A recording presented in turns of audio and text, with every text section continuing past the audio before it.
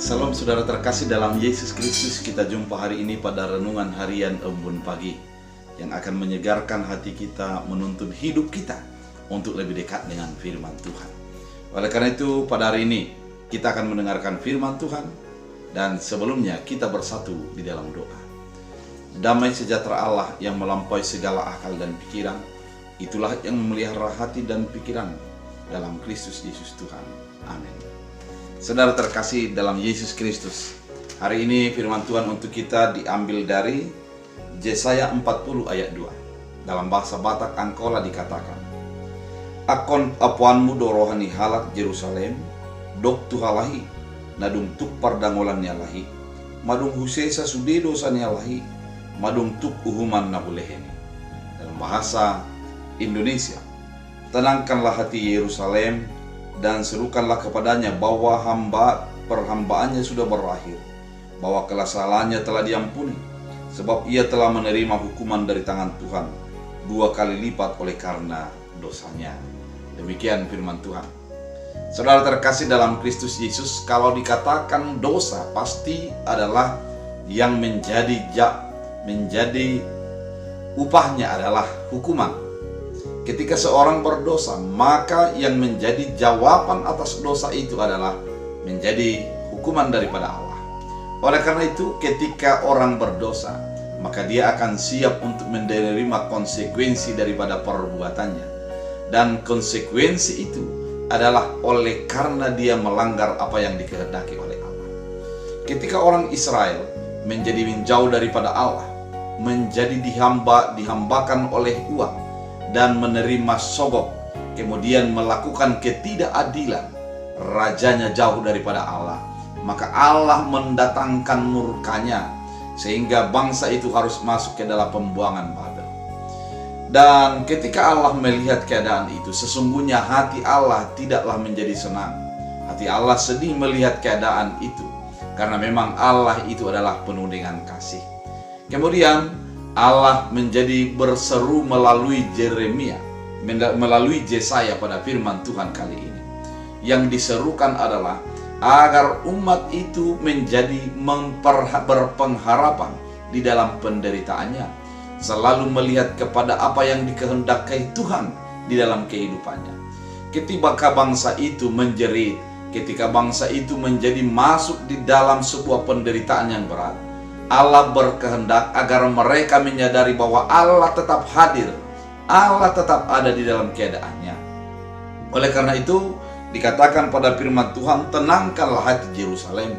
Memang orang berdosa itu ketika di dalam penghukuman, dia akan menjadi merasa gundah, merasa kecewa, kemarahan akan menumpuk dalam diri dan hatinya.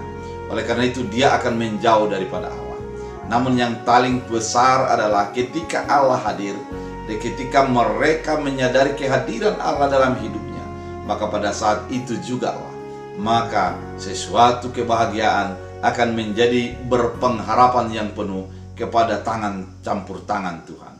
Saudara terkasih dalam Kristus Yesus, firman Tuhan kali ini mau mengingatkan kepada orang Yerusalem agar mereka tidak menjadi larut di dalam ratapannya, tidak menjadi merasa kecewa oleh karena menerima hukuman yang 2 kali lipat itu, di mana ketika mereka dihukum oleh Allah, menjadi ditawan oleh bangsa yang tidak mengenal Allah, yang pasti kekecewaan menjadi milik mereka.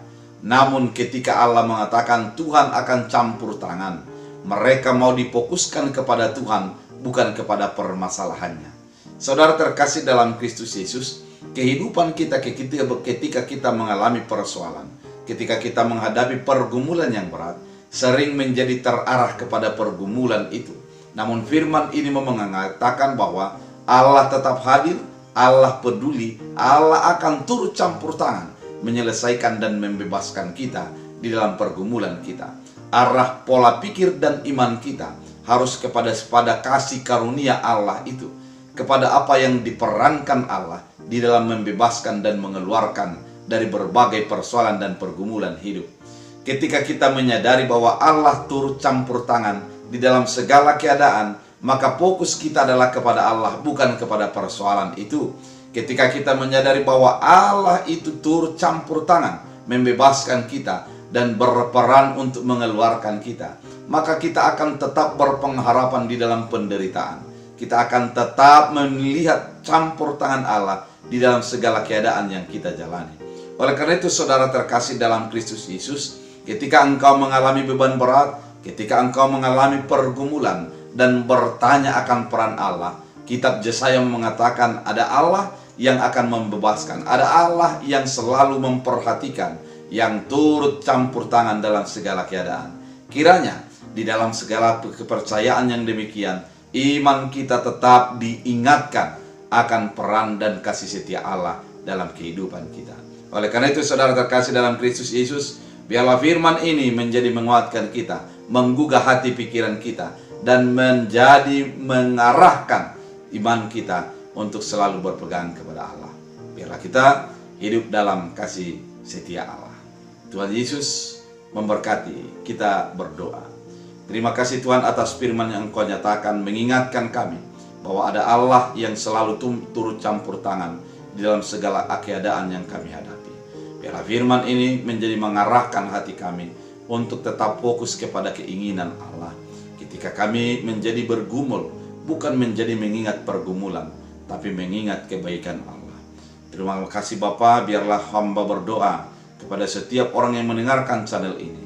Yang sakit Engkau sembuhkan, yang lemah Engkau kuatkan, yang sendirian Engkau dampingi, dan orang-orang yang meminta kepada Tuhan, Engkau curahkan kasih karunia-Mu. Dalam Kristus Yesus Tuhan. Amin. Tuhan Yesus memberkati.